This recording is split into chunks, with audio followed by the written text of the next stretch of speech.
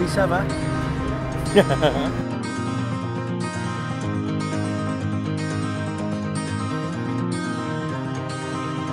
And I feel Are they Français? Oui, un petit peu. like I knew you before. The title came from John, the percussionist, John Douglas, who was part of the songwriting team, and he named his song like that title, and he was talking really about himself. He was really talking about people, some people who could be distant and have a difficult time, and they come back after some difficulties.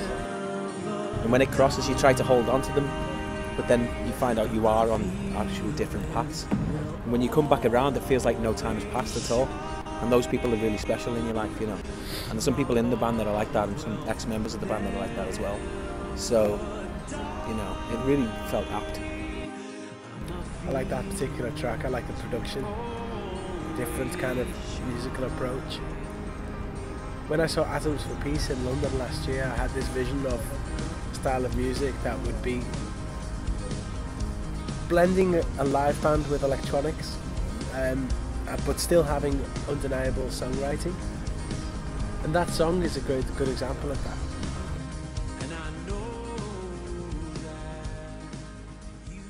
Yeah, that we're always talking about real things. We don't really tell stories at all. It's always real, and it's autobiographical. You have the same word in French. Yeah. So the songs have always been that way, and this album is the same. So yeah, it's all true. Well, if you look at the song Distant Satellites, that's what I mean. That the title track of this album is totally electronic, but it's still a very emotional, kind of moving song with a great vocal and good lyrics, and so that's what I meant. Because 10 minutes before that, you've got a huge guitar solo and a heavy riff, and then you have this electronic track, and you have ambience, and you have pianos and electric pianos. There's all different styles. Yeah, a lot of electronic music is accused of being soulless, you know, I don't really see it like that. And if we were to ever branch into electronica like we did with Distant Satellites, it's still got to have a soul behind it, and a meaning and a depth, and pure songwriting that drives the track.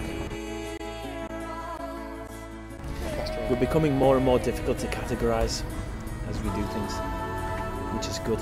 Yeah. Because it's just an exercise in futility for the most part, you know. It's kind of funny. But I guess we're a rock band who tries different things. The same way Radiohead did. The same way Pink Floyd did.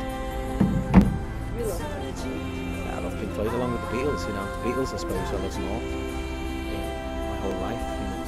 You know. I like individuals who make music, and occasionally I'll come across a band that I really like. But not so much these days.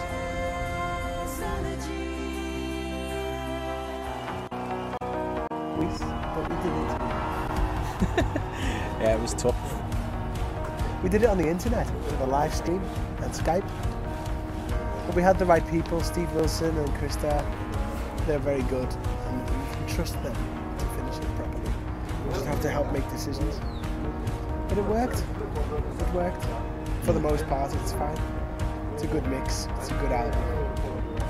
I'm happy with it. But yeah, it was kind of hard work. That week was stressful.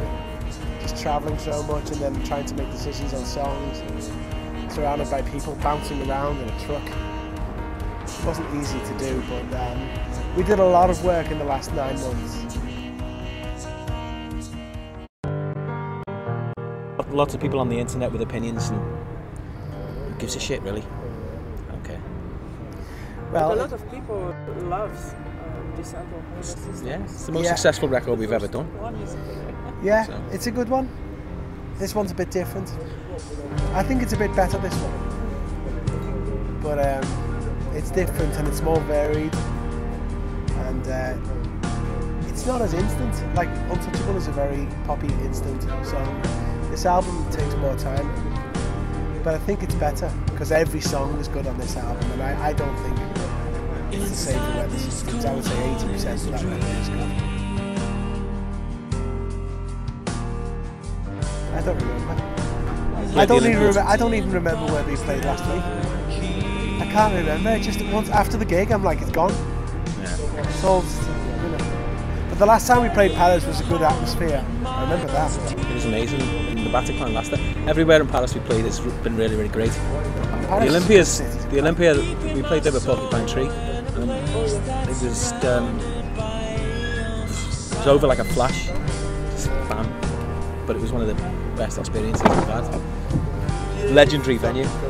Really, I want to go back there, so one day we will. Paris is just a good city, you know. I've come here a long time and I like it. It's a good place to play and the audience is bigger.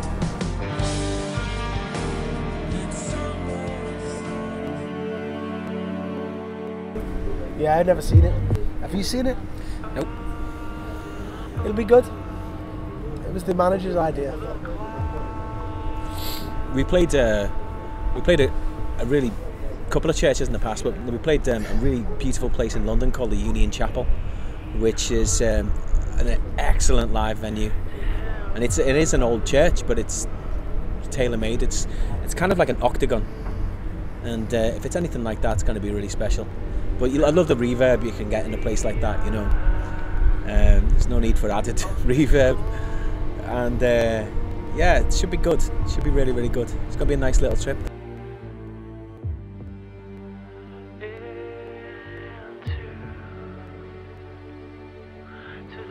Australia. We're going to Australia. That'll be good. Right?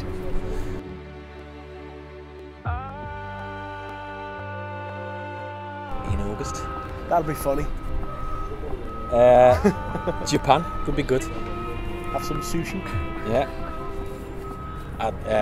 There's loads of places I want to visit to play. I don't know whether it's possible. I want to go to Egypt.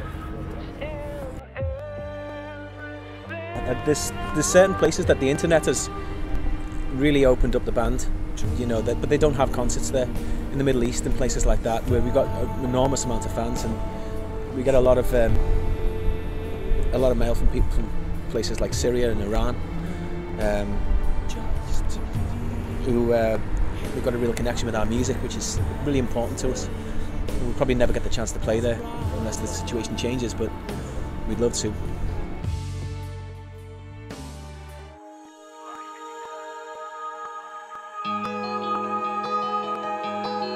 I have no idea. I don't have any idea what the next album's going to be like. I think I can think of 2 songs that will go on it. One of them sounds like dark jazz, dark, smoky 1940s jazz song. And the other one is like a soundtrack, like Mogwai. Well, but it's too early to say. There's definitely, like that track he's talking about there, it could end up being... It's got a trumpet. It could end up being like a kind of epic 9-minute long song in 3 different parts if we were to go down that route, which would be, again, another kind of experimental piece of music to try.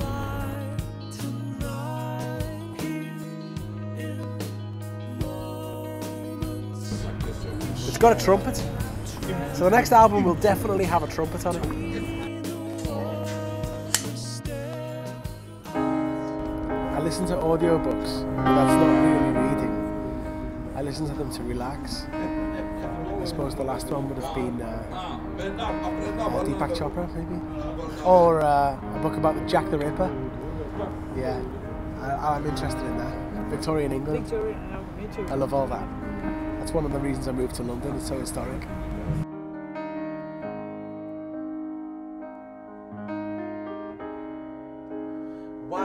A fella called Damien Eccles. He wrote a book called Life After Death, which is about his time. It's kind of autobiographical, but it's also about his time on death row. He was an innocent man. He was condemned to death, and he eventually was freed in very strange circumstances a couple of years ago. Jack the Ripper and Death Row, it's really light reading, isn't it? Yeah. Terrible. Yeah, Damien Eccles, Life After Death. I recommend it.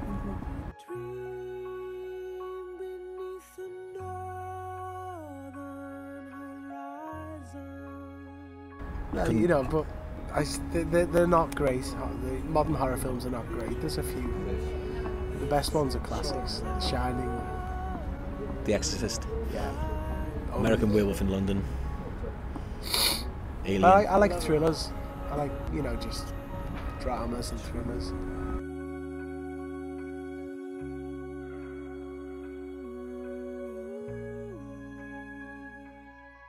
Voilà, merci. Merci. C'est mon thing.